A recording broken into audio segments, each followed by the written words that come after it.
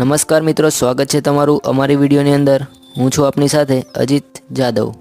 તો મિત્રો, આ વિડીયોની અંદર આપણે ચર્ચા કરવાના છીએ કે હવે તમે મોબાઈલ એપ્લિકેશન દ્વારા સસ્તા દરે અનાજ મેળવી શકશો।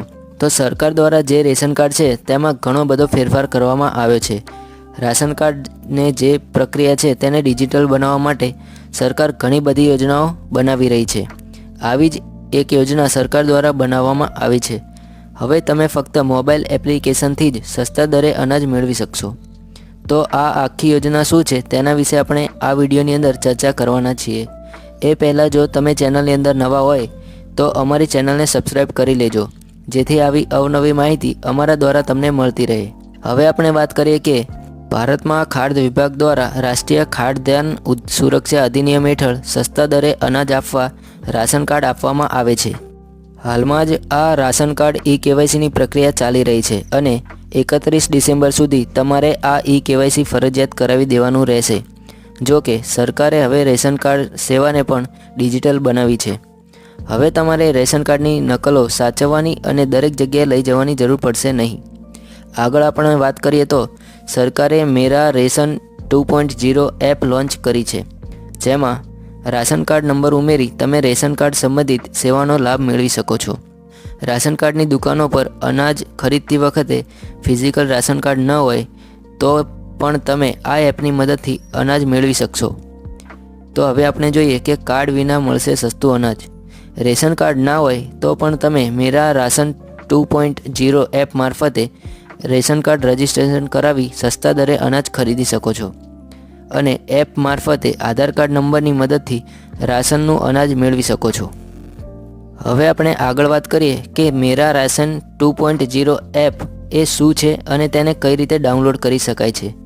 તો તેમાં ડિજિટલ રેશન કાર્ડ એ એક ઇલેક્ટ્રોનિક દસ્તાવેજ છે જે લાભાર્થીઓને જાહેર વિતરણ પ્રણાલી એટલે કે PDS હેઠળ સબસિડીયુક્ત અનાજ મેળવવાની સુવિધા આપે છે। તેને ઓનલાઈન અથવા મેરા રેશન 2.0 એપ દ્વારા સરળતાથી ડાઉનલોડ કરી શકાય છે। આગળ વાત કરીએ તો તે ભારત સરકાર દ્વારા શરૂ કરવામાં આવેલ છે અને એક મોબાઈલ એપ્લિકેશન છે જે રેશન કાર્ડ ધારકોને PDS સેવાઓની સરળ એક્સેસ પ્રદાન કરે છે। હવે આપણે આગળ વાત કરીએ કે એપ્લિકેશન ડાઉનલોડ કરવા માટે કઈ પ્રોસેસ કરવાની રહેશે। તો Android users Google play store પરથી ડાઉનલોડ કરી શકશે અને iOS એટલે કે એપલના વપરાશકર્તાઓએ એપલ એપ દ્વારા આ એપ્લિકેશનને ડાઉનલોડ કરવાની રહેશે। તો હવે આપણે વાત કરીએ કે આ ડિજિટલ રેશન કાર્ડને ડાઉનલોડ કરવા માટે તમારે કઈ પ્રોસેસ કરવાની રહેશે। તો તમારે પહેલાં માય રેશન એપ્લિકેશનને ડાઉનલોડ કરવાની રહેશે અને તમારા સ્માર્ટફોનમાં મેરા રેશન 2.0 એપ્લિકેશનને ઇન્સ્ટોલ કરો। પછી એપ્લિકેશન ખોલો અને વિગતો દાખલ કરવાની રહેશે। પછી તમારે સ્ક્રીન પર દર્શાવેલો તમારો આધાર કાર્ડ નંબર અને કેપ્ચા કોડ દાખલ કરવાનો રહેશે। પછી તમારે વેરીફાઈ બટનને ક્લિક કરીને તમારા રજિસ્ટર્ડ મોબાઈલ નંબર અને એમાં OTP આવશે તેને OTP દાખલ કરવાનો રહેશે। OTP દાખલ કરીને વેરીફાઈ પર ક્લિક કરવાનું રહેશે। પછી ડિજિટલ રેશન કાર્ડ મેળવો તેના પર ક્લિક કરીને ચકાસણી પછી તમારું ડિજિટલ રેશન કાર્ડ સ્ક્રીન પર દેખાશે। તેને ડાઉનલોડ કરો અથવા પ્રિન્ટ કરો અથવા સેવ કરો તેવો ઓપ્શન આવશે। એમાંથી તમારે કરવાનું હોય તે ક્લિક કરવાનું રહેશે। હવે આપણે આગળ વાત કરીએ કે ડિજિટલ રેશન કાર્ડના ફાયદા શું છે। તો મિત્રો, તેમાં તમે ગમે ત્યાં જાઓ ત્યારે તેનો ઉપયોગ કરી શકો છો અને ફિઝિકલ કાર્ડ ખોવાઈ જવાનો કોઈ પણ ડર રહેતો નથી। તમામ રેશન કાર્ડ ડિજિટલ હોવાથી છેતરપિંડીની શક્યતા ઓછી થઈ જાય છે। હવે આપણે જોઈએ કે રેશન કાર્ડ પર જે લાભ મળે છે તે કોને મળવાપાત્ર રહેશે।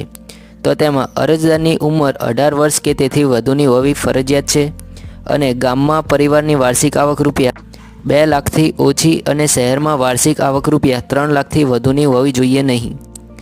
પછી પરિવારનો કોઈ પણ સભ્ય સરકારી નોકરી કરતો ન હોવો જોઈએ। પરિવાર પાસે કાર કે અન્ય ફોર વ્હીલર ન હોવી જોઈએ।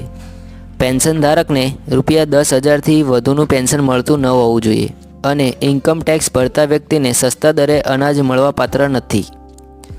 આગળ જોઈએ તો 100 વર્ગ મીટરથી વધુ જમીન ધરાવતા લોકોને રાશન કાર્ડ મારફતે સસ્તું અનાજ મળવાપાત્ર રહેતું નથી।